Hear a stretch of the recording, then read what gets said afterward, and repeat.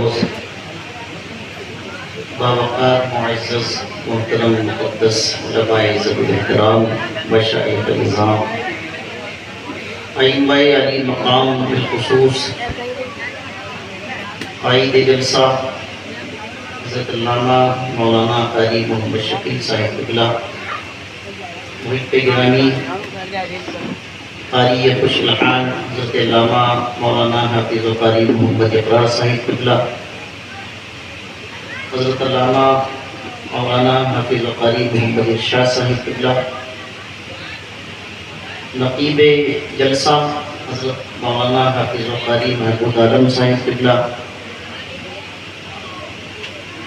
حضرت مولانا حافظ و قاری غلام یاسین صاحب قبلہ، حضرت مولانا سلیم صاحب، حضرت مولانا قاری محمد عالم صاحب قبلہ و دیگر ائمہ مساجد و ارباب منبر و حاضرین مجلس و جملہ سامعین و سامعات، السلام علیکم ورحمۃ اللہ تعالی وبرکاتہ۔ وعلیکم السلام ورحمۃ اللہ وبرکاتہ۔ الحمد للہ وکفی وسلام علی عبادہ الذین اصطفی، اما بعد فاعوذ باللہ من الشیطان الرجیم، بسم اللہ الرحمن الرحیم۔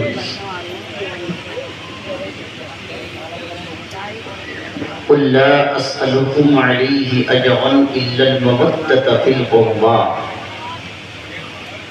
آمنت باللہ صدق اللہ مولانا العظیم وبلغنا رسولہ النبی الامین الکریم، ونحن على ذلك لمن الشاهدين والشاكرين والحمد لله رب العالمين۔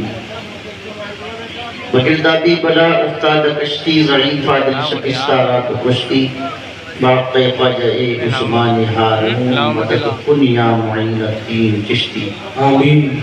امداد کن از رنج و غم آزاد کن، در دین و دنیا شاد کن یا غوث اعظم دستگیر، لی خمسۃ اطفی بہا حر المباء الحاطمہ، المصطفیٰ والمرتضیٰ وابناہما والفاطمہ۔ یا رسول اللہ انظر حالنا، یا حبیب اللہ اسمع قالنا، اننا فی بحر غم مغرق خذ یدنا سہل لنا اشکالنا۔ یا خدا بہر جناب مصطفیٰ امداد کن، یا رسول اللہ از بہر خدا امداد کن۔ یا شہید کربلا، یا دافع کرب و بلا، کل رقا شہزادہ گلب و قبا امداد کن۔ آمین۔ سلام اس پر کہ جس کے ذکر سے دل چین پاتے ہیں، سلام اس پر کہ جس کے ذکر سے دل چین پاتے ہیں، سلام اس پر فرشتے ذکر جس کا سننے آتے ہیں۔ بے شک بے شک۔ سلام اس پر کہ جس کا تذکرہ قرآن کرتا ہے، سلام اس پر کہ جس کا تذکرہ قرآن کرتا ہے، سلام اس پر کہ جس کا ذکر خود رحمان کرتا ہے۔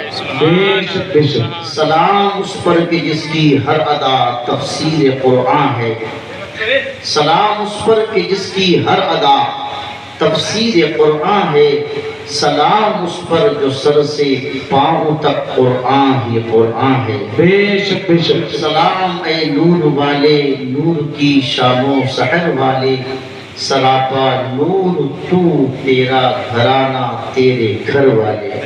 بے شک۔ سلام اے آتش زنجیر باطل توڑنے والے، سلام اے آتش زنجیر باطل توڑنے والے، سلام اے خاک کے ٹوٹے ہوئے دل جوڑنے والے۔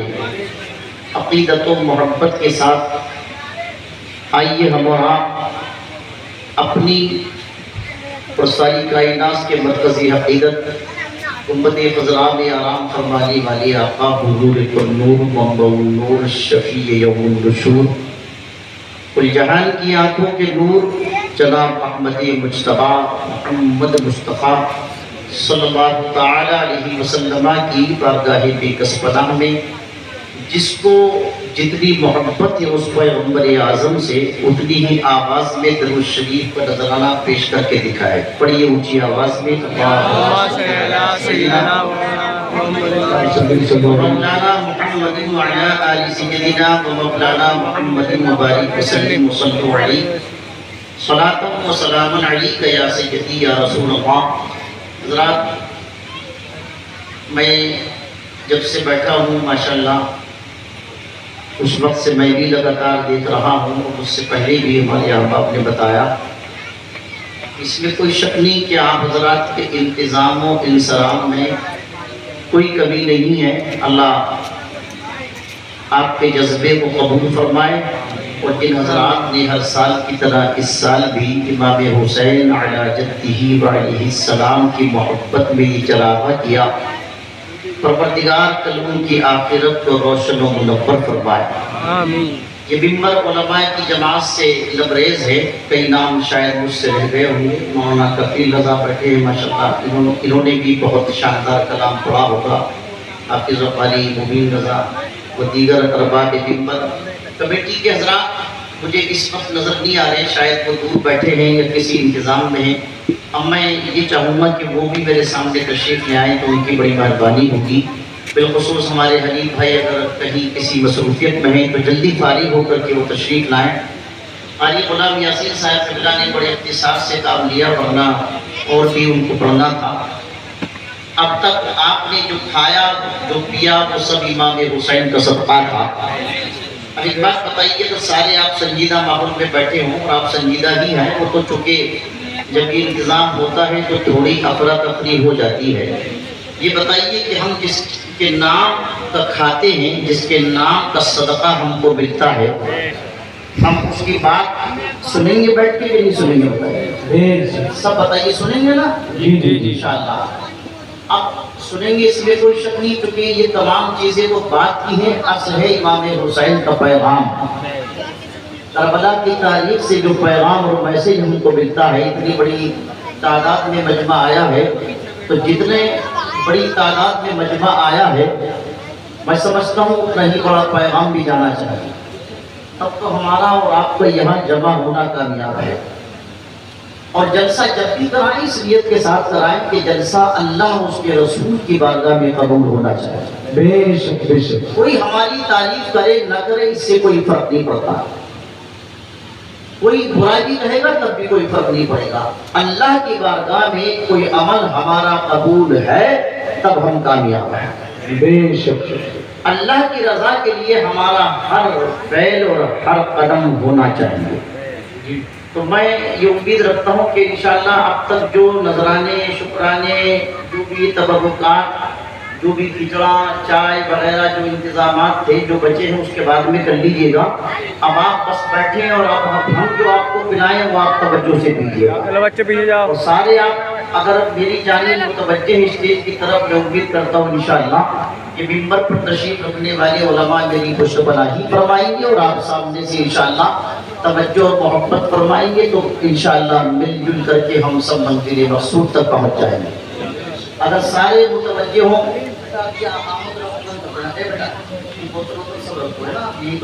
اب کوئی کچھ نہیں کھائے گا انشاءاللہ. میرے ساتھ کھانا آپ سب لوگ تشریف رکھیے ہے نا. نہیں، آپ نے بہت اچھا انتظام کیا، ہم اس کے خلاف نہیں ہیں. ہم پانی وانی بند نہیں کرتے. پانی وانی بند کرنا یہ یزیدیوں کا کام ہے. مگر پانی کو شعور سے پینا یہ اہل سنت کا طریقہ ہے. اس کو بھی آپ تشریف رکھیے گا. میں 4 شعر سے گفتگو کا 4 مصروں سے آغاز کرتا ہوں. آپ کی توجہ اور محبت رہے گی انشاءاللہ تو میرا موڈ بنے گا. میرے علماء جو تشریف فرما ہے یہ کچھ بلاہی فرمائیں گے. شعر سنیے گا کہ کسی شیخ کی نہ کسی فارسا کی بات کرو، نہ شیخ کی نہ کسی فارسا کی بات کرو، خدا کے بعد حبیب خدا کی بات کرو. نہ شیخ کی نہ کسی فارسا کی بات کرو، خدا کے بعد حبیب خدا کی بات کرو، اور فسانہ غم آل عبا کی بات کرو. توجہ طرف مصرع ہے. فسانہ غم آل عبا کی بات کرو، حیات چاہو تو پھر کربلا کی بات کرو، واہ واہ واہ، بے شک ہمیں آل عبا کی بات کرو، حیات چاہو تو پھر کربلا کی بات کرو، تجلیات کے گلشن کھلیں گے سینوں میں، تجلیات کے گلشن کھلیں گے سینوں میں، بہار روضہ خیر الورا کی بات کرو، بے شک بے شک، کلمہ توحید دل میں بغض نبی، یہ زباں پہ کلمہ توحید دل میں بغض نبی، یہ بے وفا ہیں کسی با وفا کی بات کرو، کیا بات ہے، بے شک بے بے شک، وفا ہیں کسی با وفا کی بات کرو۔ اور میدان محشر کو تصور میں لائیے اور سنیے گا کہ یہ حشر ہے، یہاں اوروں کا تذکرہ بے سود، جی بے شک، یہ حشر ہے یہاں اوروں کا تذکرہ بے سود، یہاں تو شافعِ روضے جزا کی بات کرو، سبحان اللہ، بے شک، نعرہ تکبیر، نعرہ رسالت، نعرہ حسین، مسلک اعلیٰ حضرت فیضان امام علی مقام، یہ حشر ہے یہاں اوروں کا تذکرہ بے سود، یہاں تو شافعِ روضے جزا کی بات کرو۔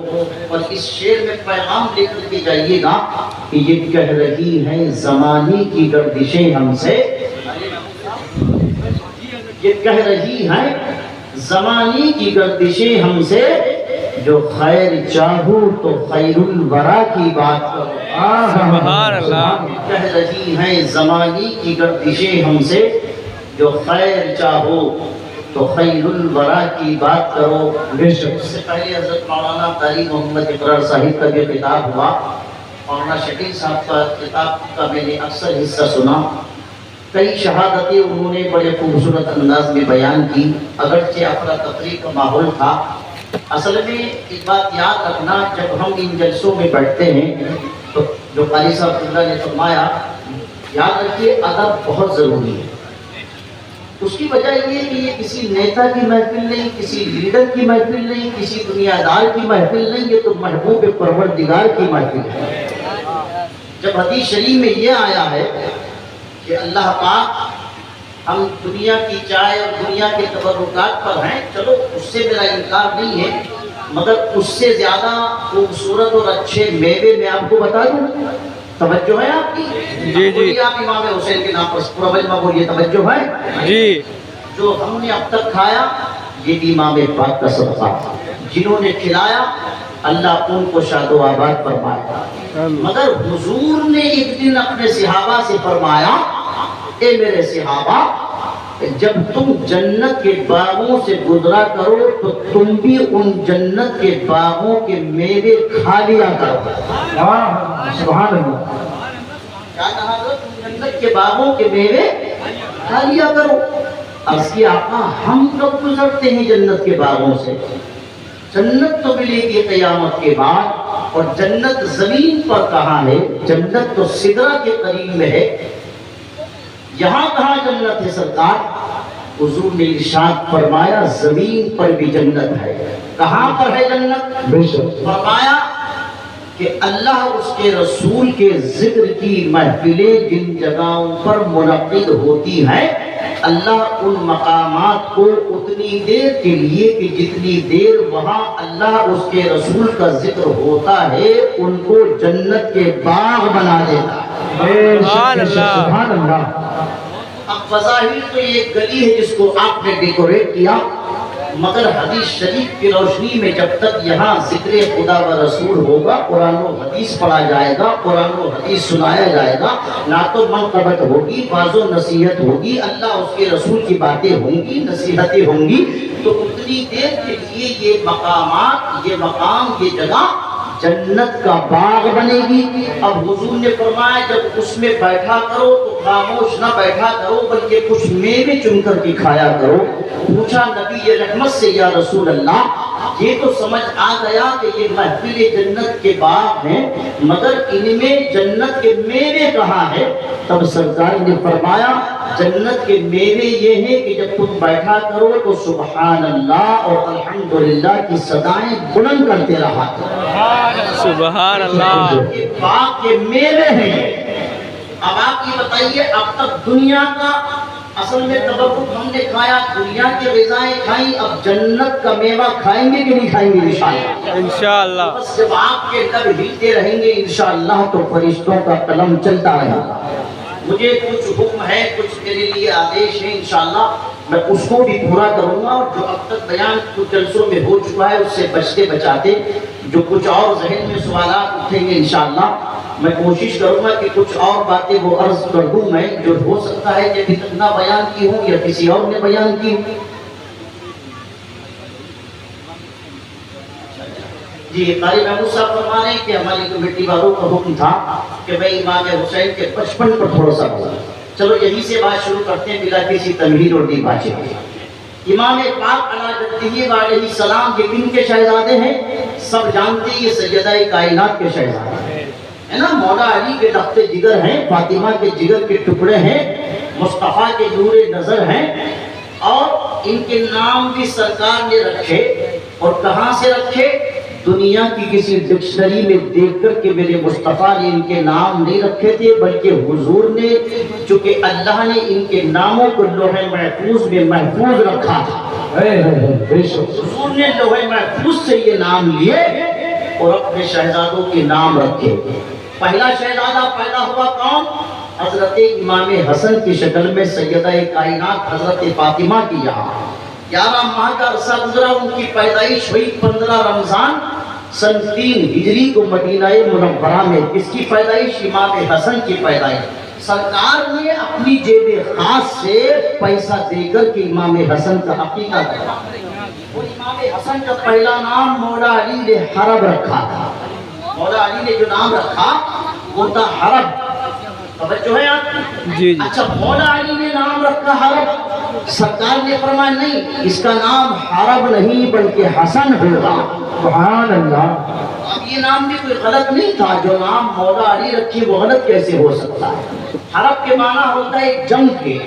اب جنگ اچھے کے لیے بھی ہوتی ہے اور برائی کے لیے بھی ہوتی ہے، جنگ حق کے لیے بھی ہوتی ہے، باطل کے لیے بھی ہوتی ہے، جنگ سچ کے لیے بھی ہوتی ہے، جھوٹ کے لیے بھی ہوتی ہے، جنگ کئی طرح کی ہوتی ہے، مگر سرکار نے نام پلٹ کے حسن رکھ دیا، چونکہ حسن نام ان سے پہلے دنیا میں کسی کا نہیں تھا۔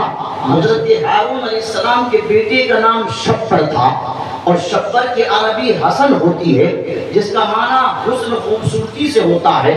تو حضور نے عقیقہ بھی اپنی جیب خاص سے کرایا، اور سرکار نے نام رکھا حسن، اور امام حسن کی پیدائش کے 11 مہینے کے بعد 5 شعبان سن 4 ہجری کو مدینہ منورہ میں پھر حضرت فاطمہ کے یہاں امام حسین پیدا ہوئے۔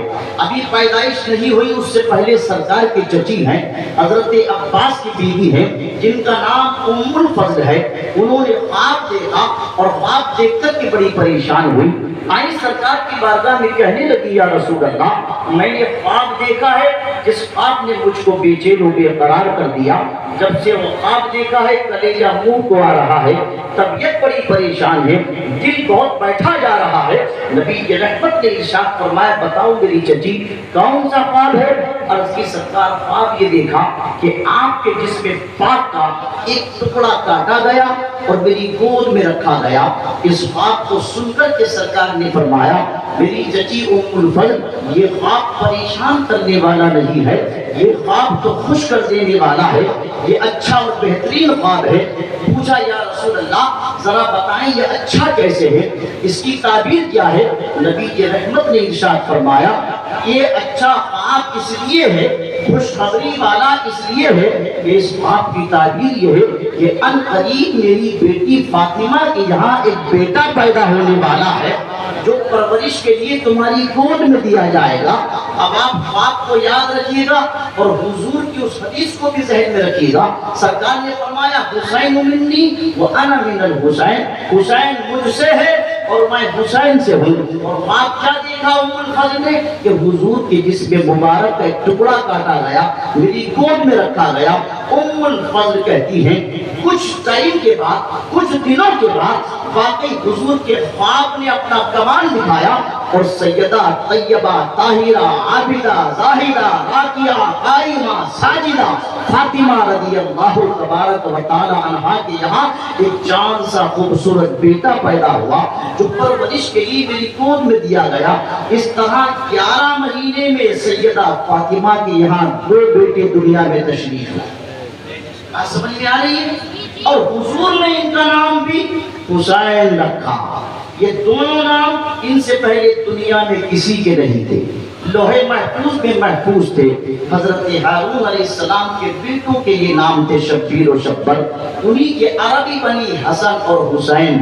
ان سے پہلے کسی کے یہ نام نہیں تھے، مگر جب سے حضور نے اپنے شہزادوں کے یہ نام رکھے، اب آپ کو روئے زمین میں 200 کروڑ مسلمان ہیں۔ اس وقت آپ جا کر کے دیکھ لیجئے کوئی گھر کسی مسلم کا ایسا نہیں ہوگا جہاں حسن نام کا کوئی موجود نہ ہو اور حسین نام کا کوئی موجود نہ ہو۔ بے شک سبحان اللہ سبحان اللہ۔ ان نام کی برکتیں ہیں۔ اب پیدائش ہوئی حضرت امام حسین علیہ جدہ علیہ السلام کی۔ بس ایک بات عرض کر دوں پھر جلدی سے اپنے ٹاپک کی طرف آتا ہوں۔ بچپن کہاں گزرا؟ سرکار کی آغوش محبت میں۔ سرکار امام علی مقام علیہ جدہ علیہ السلام حضور کے سامنے پر بیٹھے، حدیث شریف میں آتا۔ ادھر حضور کے اپنے بیٹے ابراہیم بیٹھے، دونوں شہزادوں سے سرکار طبیعت بہلا رہے، کبھی حسین کو دیکھتے ہیں، کبھی ابراہیم کو دیکھتے ہیں، کبھی حسین کو دیکھتے ہیں، کبھی ابراہیم کو دیکھتے ہیں۔ سرکار دونوں سے اپنی طبیعت کو بہلا رہے ہیں۔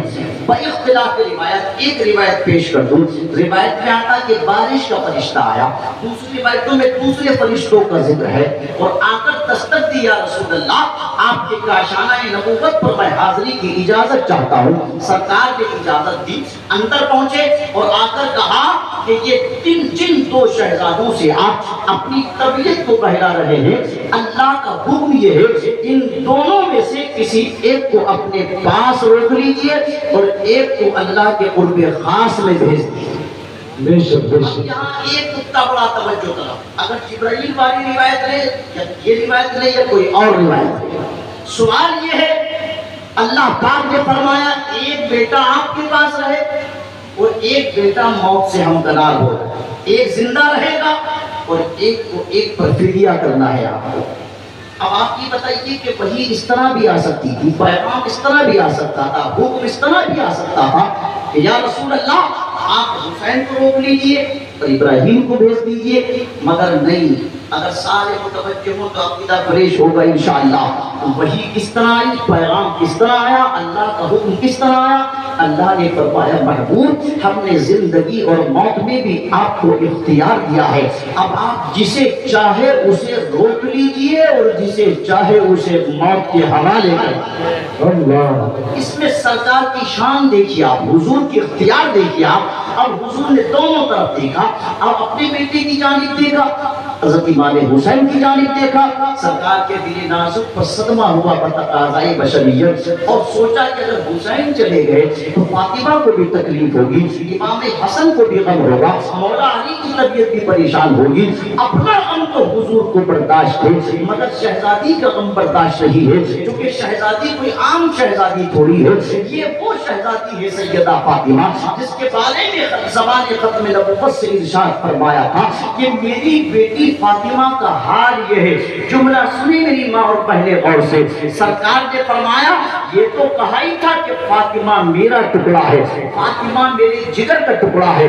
مگر یہ بھی فرمایا دوسری حدیث میں سرکار نے میری شہزادی فاطمہ وہ ہے کہ جس کے راضی ہونے سے اللہ راضی ہوتا ہے اور جس کے ناراض ہونے سے خدا ناراض ہو جاتا ہے۔ نعرہ تکبیر، اللہ اکبر، نعرہ رسالت، نعرہ رسالت، بس کے اعلیٰ حضرت فیضان امام عالی مقام شہید اعظم کا درس، زندہ باد۔ جس کے راضی ہونے سے خدا راضی ہوتا ہے اور جس کے ناراض ہونے سے خدا ناراض ہوتا ہے، وہ فاطمہ سیدہ طیبہ سبحان اللہ۔ اب سرکار نے دونوں شہزادوں کو دیکھا، حضور نے فرمایا نہیں اپنا غم تو برداشت کر لیں گے مگر فاطمہ کا غم برداشت نہیں ہوگا، امام حسن کی تکلیف برداشت نہیں ہوگی، مولا علی کا رنجیدہ خاطر ہونا برداشت نہیں ہوگا۔ سرکار نے فرمایا حسین کو چھوڑ جاؤ اور ابراہیم کو لے جاؤ۔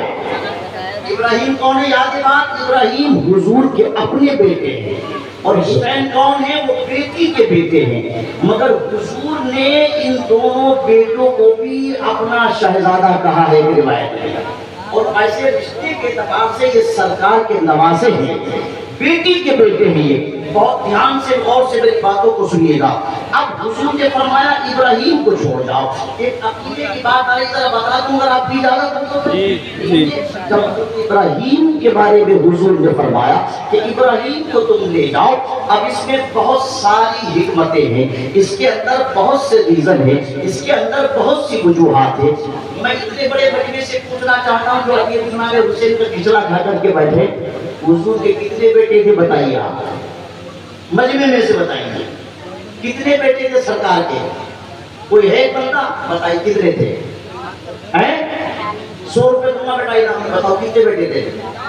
4، تو 100 روپے نہیں ملیں گے آپ کو، بیٹھ جائیے جی، اتنی آسانی سے نہیں ملتے۔ 4 تو بیٹی ہے اچھی سرکار کی، اور حضور کے 3 بیٹے